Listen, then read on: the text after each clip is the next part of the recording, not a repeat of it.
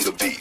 Panty droppers lead. Ito'y sakit na ba? Nakakapagtaka kapag kami gumagawa, naging pinupuna. Palibas sa maingay kami sa pandinig nila, habang sila tae-tae ang sasakit nyo sa mata. Wala akong paki sa mga kaya nyong gawin, ang akin lang dapat lahat ng kaya ko. Kaya nyo rin, teka lang maiba ko men. Gusto kong tanungin bukod sa magyangin na magyangin, ano pa kaya nyong gawin?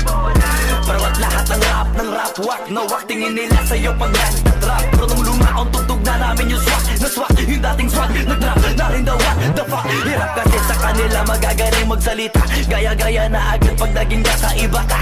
Mga tanga magagaling lang kayong manita, palibasa kami iba, kayo pare-pareho na pati bang ko binubuha. Nagkikitid ang utak, habang kami naman ay busy sa kakasulat. Yan ang paraan at ang dahilan namin kumat, pag kami nagpasabog halos lahat ang bugulat. O si Dogs XB, exclusive flow G, hate na hate na mga bitter at wax na MC. Pripilit palagi na sila yung klase, mga literal lamang wala sinabi. Tanggapin nyo na kami yung mga senyorito, mga puro lang pabibo alis senyorito. Wala ng intro per favore inyo, guess nyo na siguro kami na paborito. Okay, and shout out Flow G. Ibe? Babalikan ko lamang yung mga sinabi nyo sa akin dati. Kala ko ba ayaw nyo ng ganito?